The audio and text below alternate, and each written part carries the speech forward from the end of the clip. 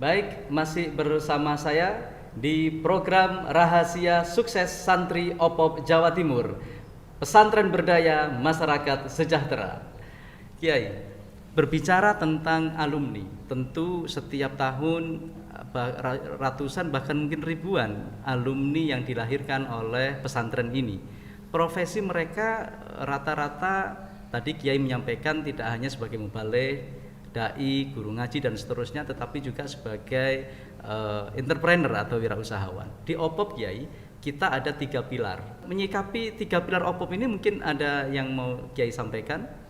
Bismillahirrahmanirrahim, bahwa setiap zaman melahirkan generasinya dengan motivator para pengasuh, para pemimpin di zaman itu.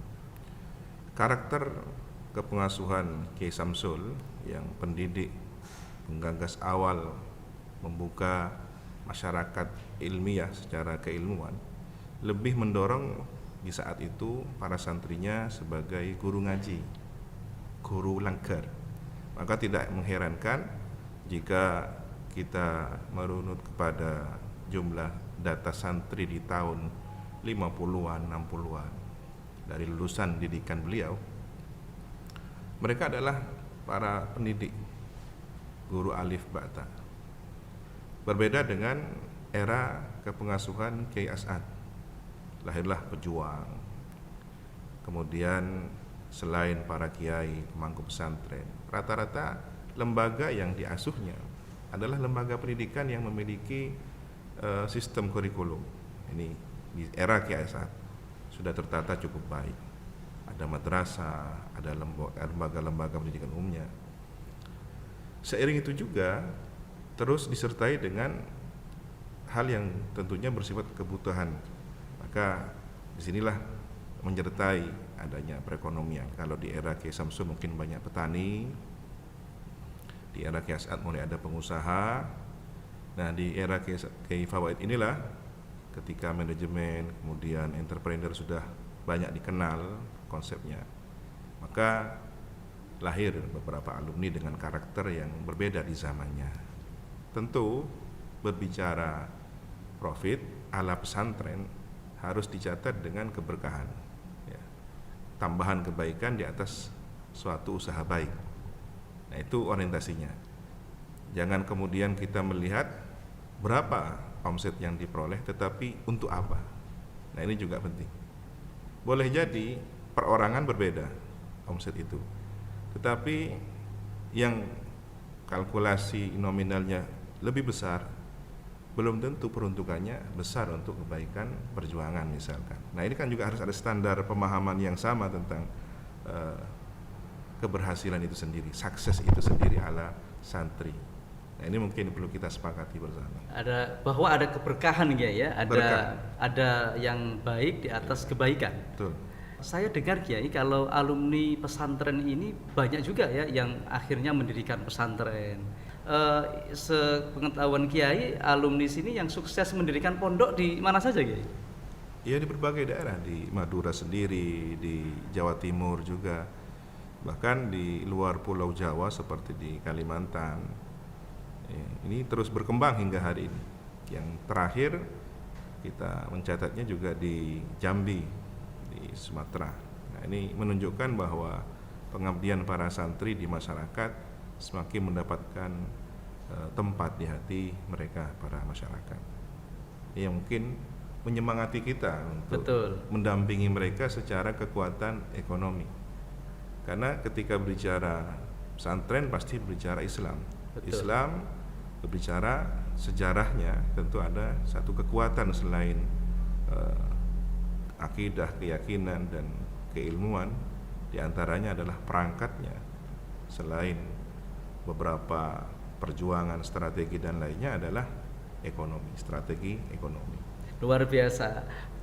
Pemirsa, sobat OPOP dimanapun berada, pesantren ini subhanallah sungguh telah melahirkan kader-kader pejuang, baik itu pejuang agama maupun juga pejuang kewirausahaan. Nah, berbicara kewirausahaan, sobat OPOP, telah hadir di hadapan saya alumni pesantren Salafiyah Safiyah Sukorejo Situbondo. Beliau ini adalah alumni angkatan 2017 dan Sobat Opop baru 3 tahun menjalankan bisnis yang dirintis sejak tahun 2017.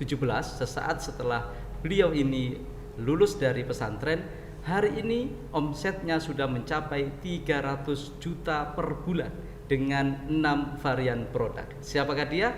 Kita sapa Mas Doni, kita biasa memanggilnya. Assalamualaikum Mas Doni. Waalaikumsalam warahmatullahi wabarakatuh. Kabar sehat Mas? Oke, alhamdulillah. Ini semakin hari semakin ganteng aja ini Mas.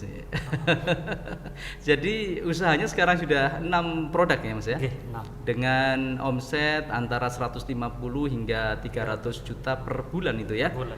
Di masa pandemi begini ada dampak tidak terhadap usahanya Mas? Dampaknya luar biasa sebenarnya. Luar biasa ya? Cuman disinilah kita dituntut untuk bisa berkreativitas dan berinovasi. Ya. Jujur aja, mulai awal bulan Februari sampai bulan Juni kemarin, omset saya luar biasa turun. Tapi disitulah kita kemudian diminta untuk mengupgrade diri. Kira-kira usaha niche market apa saja yang perlu kita kembangkan yang sesuai dengan kebutuhan selama pandemi. Akhirnya kita launching Nu Lemon, Naina Ultimate Lemon. Ya. Alhamdulillah perkembangannya sangat pesat karena sesuai dengan kebutuhan selama pandemi, yaitu sebagai suplemen, sebagai tambahan vitamin agar kita fit. Mas, saya penasaran ya, sebagai alumni santri, kemudian mendirikan usaha, lalu modalnya ini kan tentu tidak sedikit ya. Emang Mas Doni ini anaknya orang kaya ya? Tidak, biasa saja. Oh, biasa. Jadi biasanya kalau anaknya orang kaya kan kemudian dikasih modal cukup lalu suruh berbisnis gitu ya. Kalau Mas enggak ya, biasa-biasa aja ya. Biasa saja. Terus modalnya dari mana tuh Mas? Saya bisnis awal dari modal 200.000 dan itu yang kemudian oleh saya dengan istri dikembangkan. Beli waktu itu kita beli makaroni 10 kilo dalam kondisi sangat terdesak waktu itu. Karena waktu itu ya banyak yang harus saya selesaikan secara ekonomi, tapi alhamdulillah berkat arahan dari beliau juga Kiai Zaim, saya lepas bisnis yang itu waktu itu. Alhamdulillah dari 200.000 di tahun pertama omset saya bisa 2M. Wow. Jadi 2M. bahasa saya kepada teman-teman, dari 200.000 bisa sampai 2M itu kalau bukan karena barokahnya guru-guru, kalau bukan karena doanya guru-guru, dan kalau bukan karena niat yang baik, nggak mungkin hal itu bisa tercapai. Emangnya Mas Doni udah memberdayakan berapa orang sekarang ini?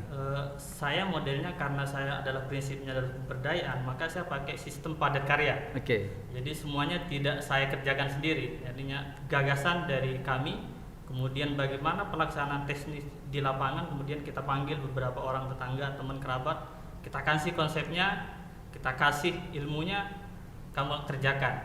Sudah puluhan orang Mas yang berhasil Mas Doni berdayakan ini?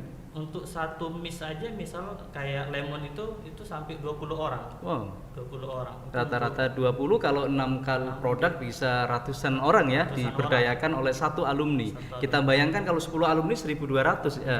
Kalau itu 100 alumni berapa ribu orang yang terberdayakan dari lahirnya entrepreneur dari pesantren ini. Mas, tentu kan para santri itu dibayang-bayangi ketakutan ya ketika mau berbisnis. Takut tidak punya modal, takut tidak punya bakat, takut tidak laku barangnya, serba takut. Itu sempat nggak ngerasain kayak gitu ya di awal-awal dulu?